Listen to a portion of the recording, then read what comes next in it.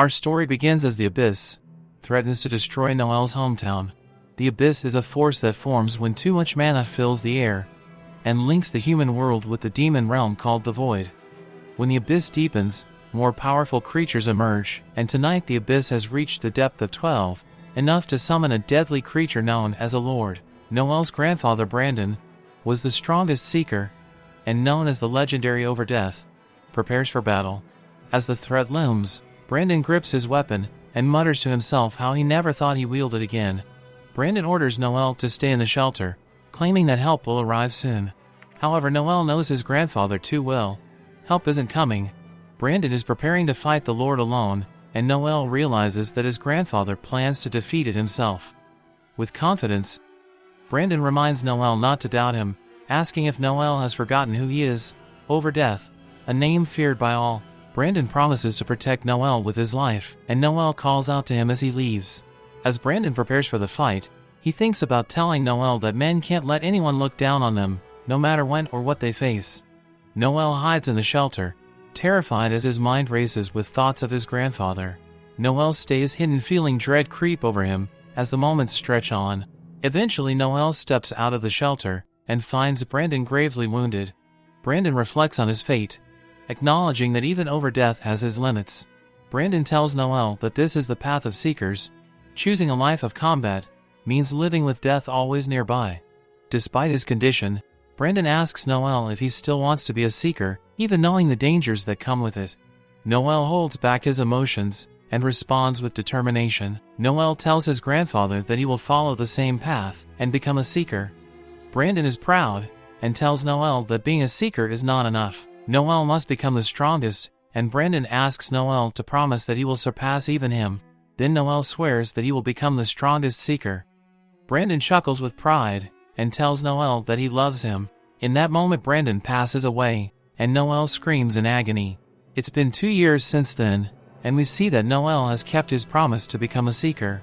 Noel's team is confronted by monsters, so Noel expertly gives them orders on the best way to win the fight. Noel belongs to the weakest support class called Talkers, but he is proud of it being his job.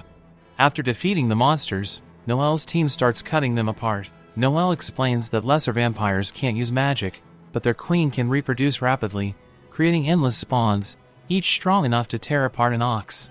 As they strategize, a vampire attacks Noel, but Tanya saves them just in time. The team considers targeting the queen directly to stop the spawns, but Noel is against it. Noel explains that their C-rank team should focus on the spawns first, for a higher chance of success. The team knows how critical Noel is to their success, acknowledging that as the buffer of the party, he has the authority to give them orders. Despite their rank, they can take on this B-rank mission because of Noel's direction and skills. Then Noel reflects silently on his role. Being a talker means he specializes in support, using his buff words to increase the team's combat abilities. However, Noel's fighting strength is weak, and he has to rely entirely on his comrades in battle. This is why talkers are often mocked as the weakest class. Suddenly, the queen comes out of nowhere, releasing a poisonous gas. The gas spreads quickly, causing chaos. Lloyd and Walter immediately recognize that they must save Noel first, because they know that they are powerless without his buffs. Tanya follows as they rush to rescue him. However, in confusion, Tanya is struck by the monster. Without Noel's buffs, Lloyd and Walter struggle to fight back, and they know that they can't win without him. The team begs Noel to give them orders, and they remind him that he is supposed to be the talker. Anger rises within Noel, as he tells everyone not to look down on him. Noel pulls out his weapon and prepares to show his team how a talker fights. Noel uses one of his talker skills called Tactician. By giving orders to the party, it'll increase the abilities of the members by 25%. Noel tells his team to avoid an attack, and he uses his battle voice, which increases the recovery speed of his team's stamina and mana. Noel asks Tanya to cast a barrier on the two warriors, and Noel tells them to destroy the monster. However, things get worse, as they notice more monsters nearby. Tanya begins to panic, so Noel uses his pure support skill to stabilize her frantic mental state. Noel sets a timer for 74 seconds, and Noel declares that he will take care of the small fry, so the others can focus on the main monster. Noel continues to instruct the others on every single move they make, and he tells them to prepare for their most powerful attack. Noel stuns all the small monster and prepares his magic gun, the only anti-monster weapon that a talker like him can rely on. Noel fires an ice bullet to freeze the monsters, but one escapes. Noel only has one bullet left and 43 seconds remaining on his timer. Noel determines that the monster will reach him in 23 seconds, so according to his calculations, he has just enough time to tell the guys to attack the main monster. Noel gets the message out just before the monster attacks him, and his teammates unleash their attack. Tanya is amazed that they were able to win, but she is horrified to find that Noel was struck. However, this is not the case, as Noel's timing was perfect. Noel dodged just enough to evade the attack, but also factored into his calculations that the spawns would lose their ability to move after the queen was defeated. The battle ends exactly as Noel predicted, with the mission completed in 74 seconds. Noel's teammates are impressed but joking, teasing him for being too confident with his risky timing. Noel's thoughts then shift to a memory of his grandfather. As a child, Noel had been upset about being a talker, and he wished to be a warrior like his grandfather. Noel's grandfather reassured him, promising that his talent would shine, and he would help Noel to become the strongest seeker. Back to the present, Noel silently reaffirms his goal to surpass his grandfather. Even as a talker, the role most people consider the weakest. Then Noel tells how Atrai, the capital of the Velen Empire, thrives on magic and technology derived from research on the monsters. The city depends on seekers to protect it from the abyss, and they are admired as heroes. Later, while the team enjoys a meal, Noel reflects on how at 15 years old, he began searching for companions in Atrai, knowing that as a talker he couldn't fight alone.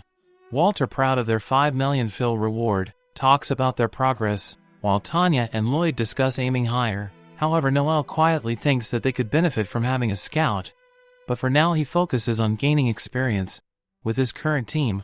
The conversation changes when Walter asks Noel if he is upset about the reward. Walter is drunk, so Walter teases Noel for caring too much about money, saying a seeker should be big-hearted. Walter's words about money trigger a memory for Noel, reminding him of something his grandfather had once told him. Noel's grandfather explained that seekers must prioritize money to buy the best equipment and supplies for survival. Being labeled as greedy or evil is a mark of success, not shame. Noel's grandfather, known as Overdeath, taught Noel never to let others look down on him, regardless of their opinions. Returning to the present, Noel insists he isn't upset, but Walter continues to criticize him. This escalates into a back-and-forth exchange, with Noel mocking Walter's reliance on age for authority.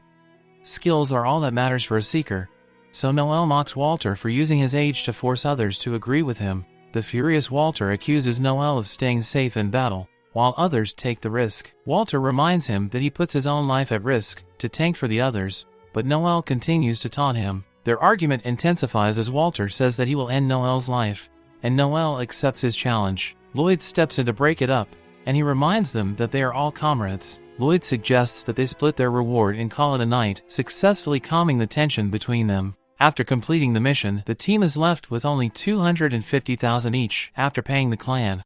Tanya is disappointed with the payout, feeling that it was too small for the effort involved. Lloyd explains that while the mission was tough, missions like these are rare, and they will make more money when they take on another job. However, Noel points out that unlike official clans, they don't receive missions directly from the country, which limits their opportunities and earnings. Noel mentions how rare missions like these are for independent seekers like them, and how much more difficult it is without being part of a clan. Lloyd updates the group on their total savings, which amounts to just over 12.8 million. Without hesitation, Noel proposes using that money to establish their clan. Lloyd warns Noel that starting a clan requires paying the country 20 million, far more than they currently have. Noel responds confidently, stating that he is willing to cover the remaining 7.2 million from his savings. Noel's determination is clear. Noel believes that establishing a clan will allow them to break free from doing second-hand jobs and truly grow. Despite Lloyd's warnings about the high costs of renting a base of operations in the capital, Noel remains undeterred, explaining that he already has a lead on a cheap place. Lloyd expresses doubts about their ability to manage a clan, pointing out that there are still a young, inexperienced C-rank team. Lloyd feels that they aren't ready for such a responsibility. Noel challenges this thinking, asking Lloyd when exactly they will be ready. Noel argues that if they don't take action now, they will remain stuck as C-rank seekers forever. Noelle insists that experience will come from running a clan, not from waiting until they feel ready. Lloyd continues to express concern, stating that without the country's trust, they won't receive high-paying jobs they need to succeed. Noelle counters this by explaining that their youth attractiveness and strength are assets the country values. The country wants more seekers, and a successful seeker is often seen as both an idol and a hero. Noelle believes that their look and skills will help them succeed, and he even brings up how signing contracts with companies could bring them sponsorships and additional income. Walter, still shocked by the conversation, can't believe that being good-looking could help them get better treatment from the country, but Noelle remains confident. Noelle even tells Walter that despite his flaws, he too has the kind of looks that could benefit the clan's image. Walter, who was initially skeptical, is eventually swayed by Noelle's argument. Tired of doing second-hand jobs, Walter agrees with the idea of forming a clan, adding that status, fame, and money are all appealing. Walter even makes a crude joke about using his newfound status to attract women, which causes Tanya to scold him. With Walter on board, Noelle turns to Lloyd, asking for his opinion as the leader. Noelle's determination shocks everyone when he reveals that if they don't agree to form a clan, he is prepared to quit the party and take his share of their savings. Noelle reminds them that he has a dream to become the greatest seeker, surpassing even his grandfather, the legendary Overdeath. Lloyd is taken aback by Noelle's conviction, but he understands that this is something Noelle isn't willing to compromise on. After thinking it over, Lloyd agrees. Lloyd's reason is that they would have to make this decision sooner or later. Tanya, still in disbelief, questions Lloyd's choice, but Lloyd reassures her that this was always the path they were headed towards. Lloyd recommends that they continue discussing the details later, after resting and recovering from the long day and all the alcohol. The group agrees to reconvene in 2 days to finalize their plans. As everyone leaves, Tanya stops Noelle, but she just ends up saying goodbye. The next day, Walter frantically tells Noelle that Lloyd and Tanya have betrayed them, leaving them shaken and uncertain about what to do next. According to the note, Lloyd spent all his money on some bad investments and fell deep into debt. Lloyd used all the party's money to pay it off, so he and Tanya left before anyone could find out. Noelle laughs like a lunatic, so Walter reminds him they were betrayed. Noelle doesn't care, because he is enjoying the fact that the mighty Lloyd has fallen.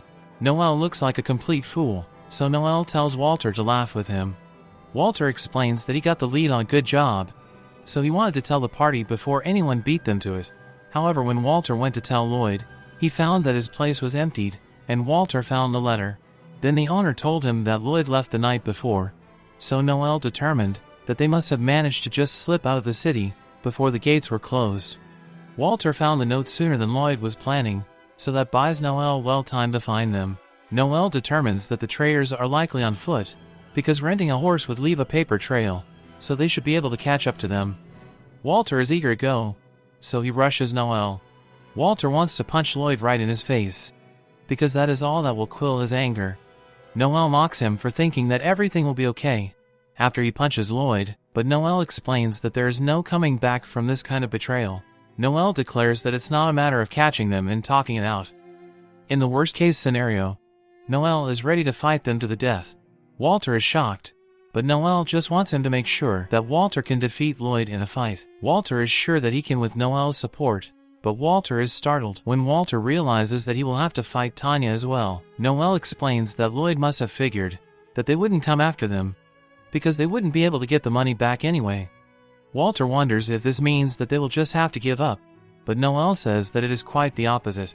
Noelle has a motto, that is to repay friend and foe alike, 1,000 times over.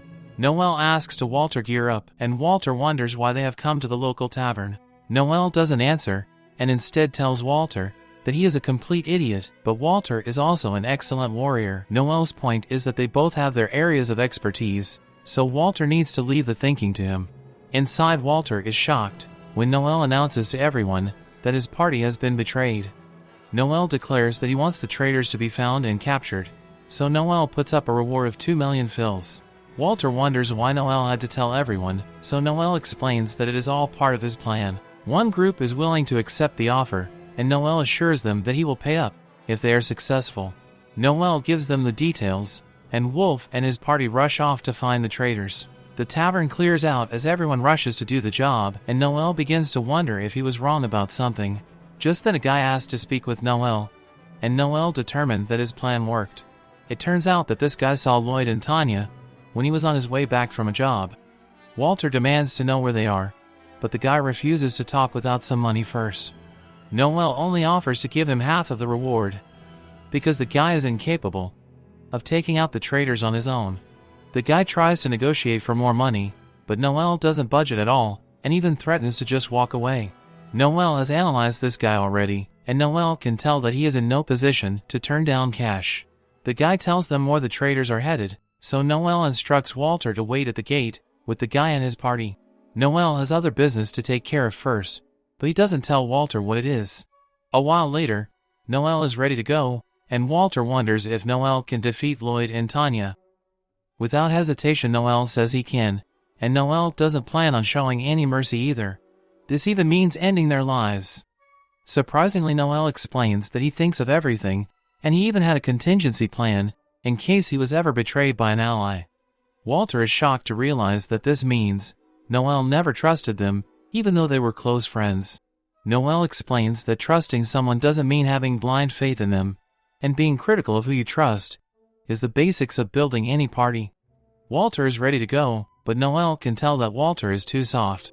Walter isn't as committed as he is making it seem, and Noel predicts that what is about to happen will be very painful for him. Elsewhere we see the traitors. Lloyd assures Tanya that Noel won't come after them, because he knows that there is no way to get the money back. However, they are of course shocked when Noel appears behind them. The others come out of hiding, and Noel uses his talker skill to stop the traitors from moving. Noel says that the attack is called the stun howl, and Lloyd was being too careless. Walter angrily demands for answers, but Noel calms him down and calmly asks his questions. This leads him to his conclusions, and Lloyd is shocked when Noel determines that his investment story is a lie. In reality, Lloyd has been gambling. Lloyd lost big and fell into debt with some sketchy people. Lloyd begins to apologize as the truth is finally out, but Walter loses his mind and reminds Lloyd that they risk their lives countless times for that money. Lloyd bites back and points out that none of them have any idea how hard it is to be the leader. They all push the burden of leadership onto him, but they also want all the privileges when it suits them. Lloyd continues defending himself, but Noel shuts him down.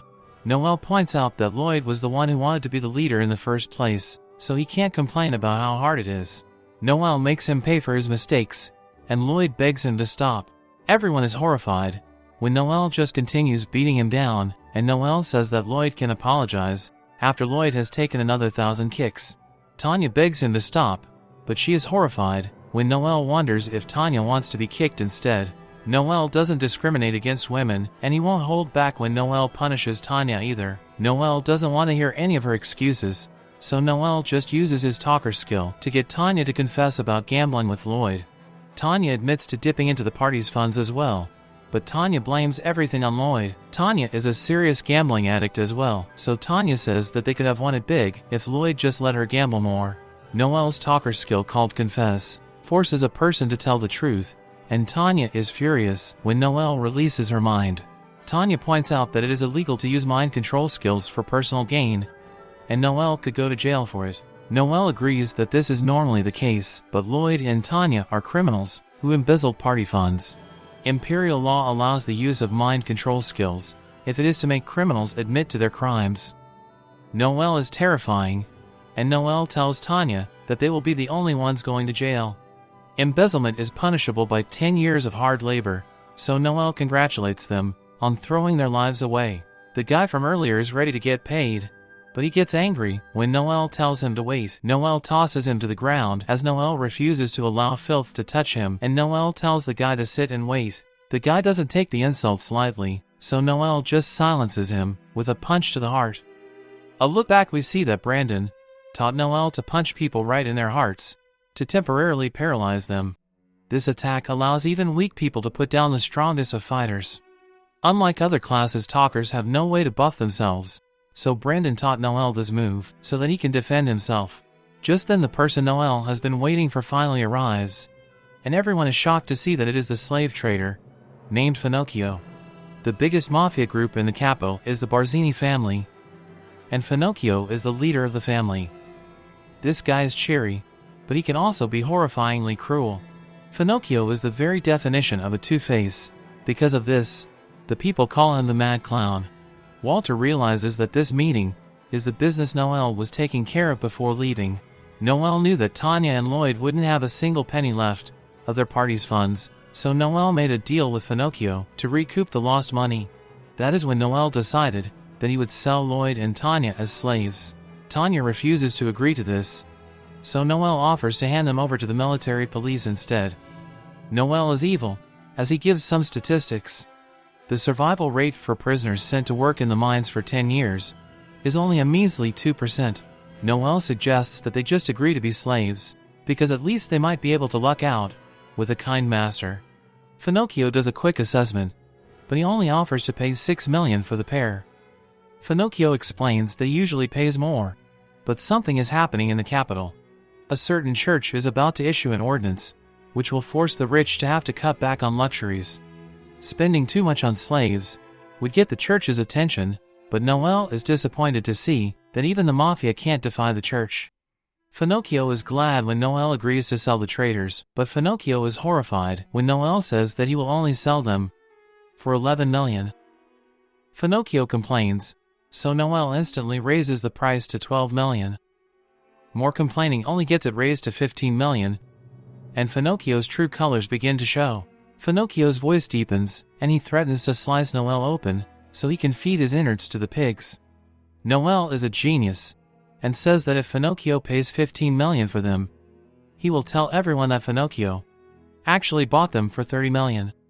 Lying about the sale price like this will increase their value, and Finocchio will be able to sell them for a huge profit. Lloyd and Tanya are young and beautiful, so Noelle is sure that the rich will be willing to pay at least $90 million for them. Finocchio only needs to pay Noelle $15 million, and Finocchio will be able to keep the rest. Finocchio warns that they will both be in danger if this little scheme is found out, but Noelle points out that Finocchio deals in risky business for a living. Finocchio always knew that Noelle was a smart guy, but Finocchio had no idea that he was this crazy. Finocchio asks Noelle to join his family and even offers to give him a leadership role. Noelle rejects the offer, and Finocchio does agree to pay him $15 million for the traders. Finocchio doesn't want word of this getting out, so he makes a terrifying threat to the poor guy. Finocchio makes the upfront payment to Noelle, but Tanya begs for mercy. Tanya reminds Noelle that they are friends, but Noelle just calls her a traitor and says goodbye. Tanya turns to Walter for help next, and Tanya reminds Walter that he is supposed to be in love with her. Tanya loses her mind, and Tanya insults Walter for being a coward, as she is taken away. With that business over, Noelle pays the poor guy his 1 million fils. The guy tries to insult Noelle for being such a jerk, but Noelle tells him to do a better job of keeping his emotions in check. The guy just calls Noelle the devil, but this doesn't bother Noelle. Instead, Noelle plans to use this to forge himself into the strongest in the world. Later, Noelle arrives at the gate to say goodbye to Walter. They talked earlier, because Walter was thinking about quitting as a seeker. Noelle assured Walter that while he is the dumbest person he has ever met, Walter is also a great warrior. Walter is the best Noelle knows, so Noelle wants the two of them to rebuild their party from the ground up. Noelle needed him, but Walter ultimately decided to quit being a seeker altogether. Noelle leaves Walter with a parting gift, and Walter can't figure out if Noelle has a heart or not. Walter wonders if Noelle knew that he was actually the one Tanya loved, but Walter knows that Noelle isn't in search of love. Noelle only cares about strength, and strength alone. Walter thinks about how happy their party used to be, and Walter dramatically says goodbye to the best party member he has ever known. Afterwards, Noelle thinks about how he has to start from square one now. Noelle spots some snake skin nearby, and his composure changes again. Noelle says that snakes shed their old skins to grow new and stronger scales. Noelle will have to do the same, so starting today, the Blue Beyond party will be born new. A while later, Noelle begins to search for a new party that he hopefully won't have to sell. Wolf bugs Noelle as he points out that talkers can't fight alone, so Wolf wants Noelle to join his party. Wolf's party is called Lightning Bite, and they have a lot of potential as a C-rank party. Lisha tells Wolf to stop bothering Noelle, because Noelle will just reject him, like every girl has for his entire life. Noel surprisingly agrees to join on one condition, so Wolf compliments himself for being a great negotiator. Unfortunately for Wolf, Noel will only join if he is allowed to be the leader. Wolf's team doesn't mind at all, and they point out that Noel is way smarter than Wolf. Wolf kind of agrees, but Wolf doesn't want to give up control of the party that he started. Just then everyone is shocked when a girl sneaks up on them. Her name is Alma, and Alma saw a note Noel posted about his search for new party members.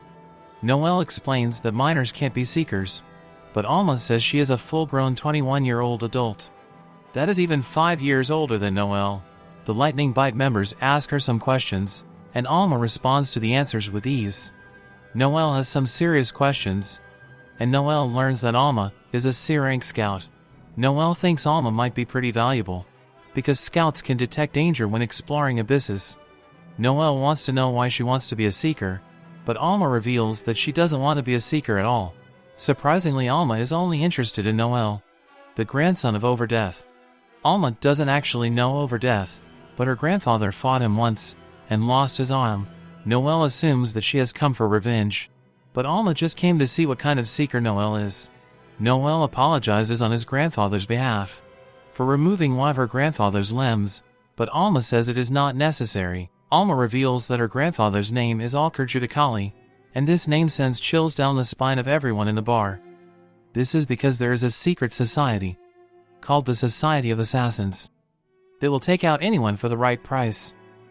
Alker is its leader, and he is a legendary assassin. Some guy accuses Alma of lying, and he tells Wolf that she is in the wrong bar. Seeker bars have unwritten rules that say you have to be a certain rank to enter. He says that rookies like Alma are not allowed in this bar, and it is a custom to beat up rule breakers. Noel explains how seekers are ranked, so Alma determines that she just has to beat up this fool to show that she belongs. The others worry about Alma saying such bold things to the big strong guy, but Noel seems very confident in Alma's abilities. The big guy named Logan tries to attack Alma, but Alma quickly turns the tables and wrecks Logan. Everyone is stunned, so Noel doesn't waste any time, and Noel hires Alma to join his party. Alma is hungry, so Noel gives her a fried bun to eat, and Noel is glad to see that Alma is the granddaughter of Alker. Noel had his doubts, because Alma was claiming to be related to a legendary assassin, but she definitely proved herself. On the other hand, Alma never doubted that Noel was Overdeath's grandson, because his eyes say that he would do anything to win. Alker passed away recently, and he always warned Alma to never fight Overdeath. Alma has been training in the mountains to become an assassin. Alma hasn't leveled up to B rank yet, but Alma says that she already meets the conditions. Alma tried joining the Society of Assassins, but something went wrong. A look back, we see that Alma was disappointed to see that some weak-looking guy was her exam opponent. The guy was insulted, and he was determined to show Alma what a real assassin could do. The guy stood no chance as Alma just toyed with him, and he begged for the exam to be stopped. Alma declared that Alker always told her that only the strong survive in the Society of Assassins, and the weak are sacrificed to the god of the underworld. The guy tried to tell Alma that stuff was updated, and this society was no longer run that way, but Alma didn't care, and she ruthlessly tried to end his life. Alma was stopped by the new head of the society named Simon, and Alma was never let in. They approved of Alma's skills, but they told her that she was a good fit. They did not need old-style assassins, as they were heading in a different direction. The society used to be an underground group, but they were planning to affiliate soon with the Empire. Noel is shocked because this means that there will be a legitimate organization. They will mainly be doing espionage, instead of eliminating people through contracts. Alma remembers that this was supposed to be a secret, so Noel wonders if the society will send assassins to silence him. Alma says that she will act as his big sister to protect him, but Noel quickly shuts down the idea of her being his sister. As the two journey, Noel explains that there are several types of buffs that buffer use. For example, there is the talker skill, called Assault Command. It is powerful enough to end a fight in one shot, but it will backfire badly if it is used at the wrong time. This is why buffers must be very aware of everything that's going on in the battlefield. A buffer's real job is to control the flow of the battle. However, buffers can't buff themselves, and they are not meant to fight at all. Alma knows that Noel is different, and Noel agrees that it is the only reason he has been able to survive for this long. The two reach their destination, and Noel tells Alma that he wants her to capture a monster. Noel wants to test Alma by having her capture a killer rabbit after he buffs her. Alma says that she doesn't need his buff, but that isn't Noel's goal. It is common to think that the buff will just make things easier, but using buff skills is not easy. As a comparison, Noel points out how scouts have a skill called Excel that doubles their speed, and it can be stacked up to 5 times. Alma had to practice this skill relentlessly, otherwise using it would have caused her to get severely injured. Noel explains that the same goes for buffs. To make the best use of them, a person must first train to adapt to them. Noel's little experiment will test Alma's adaptability, and the results will determine what they do moving forward. Noel warns that his old teammates were very talented, but even they needed months to adapt to his buffs. However, Alma is not concerned, and Alma assures Noel that she will do just fine. After Alma determines how many bunnies are in the area, Noel buffs Alma with Battle Voice and Tactician, and Noel starts the test. Alma is amazed by the power she feels surging through her, and Noel explains that all her stats will be boosted as long as she follows his instructions. Alma needs to capture at least 1 rabbit in 10 seconds to pass, so Noel orders her to do so. Alma immediately stacks her Excel skill 5 times, and she instantly captures a rabbit. Alma is amazed by how light she feels, and couldn't be more impressed to see what a talker can do. Noel doesn't even make it past 8 seconds, and Alma instantly returns after capturing every single rabbit in the area. Noel couldn't believe that Alma got them all because this was her first time using his buff. Noel is jealous of Alma's inborn talent, and Noel decides that Alma won't even need training. They're even ready for their first job, and Alma's excited to explore the abyss because she has never been before. Noel reveals that he already accepted a job in a village that is having trouble with some thieves. This is when Noel declares that the new Blue Beyond's first job will be to hunt bandits. Moments later, Alma enjoys her first ride on a carriage. Noel says that there is a long trip ahead of them, so he will tell her about Seeker's work. Seekers take on a wide variety of jobs. There are crime hunts for checking down criminals, monster hunts for capturing monsters, and treasure hunts where they search for valuable items. They are about to do a job for poor villagers, so Noel doesn't expect much of a reward, but it is more to test Alma's abilities. Alma's eager to prove herself, and Noel remembers the good old days. When they reach the halfway point to the village, Alma has some aches from sitting too long, so she hates carriages now. Unfortunately for them, most inns are filled, so it takes a while for them to find a place to stay. Alma innocently says that they can share a bed, but Noel doesn't think that is a good idea. After Noel finishes up his shower, Alma's amazed to see how fit Noel is. Alma compares Noel to an untamed animal, but Alma thinks that it is a shame. No matter how hard Noel trains, he will never be able to catch up to inborn talent. If Noel was a warrior like Overdeath, he could have been the ultimate seeker. Noel asks Alma to close her eyes, and he gives Alma a smack on the head for the unnecessary comments. Noel sends Alma off to take a bath while he goes to sleep, but Noel can't stop thinking about what Alma said. Noel knows better than anyone that he can never catch up to inborn talent. However, Overdeath was sure that Noel had latent talent within himself, and he was determined to make Noel into the greatest seeker. Noel holds those words close to his heart, and he wishes his grandfather was still around. So now what will happen next? Subscribe to our channel to find out what will happen next. So friends, if you liked our recap video, then please like and share this video, and do not forget to subscribe to the channel. Thank you for watching.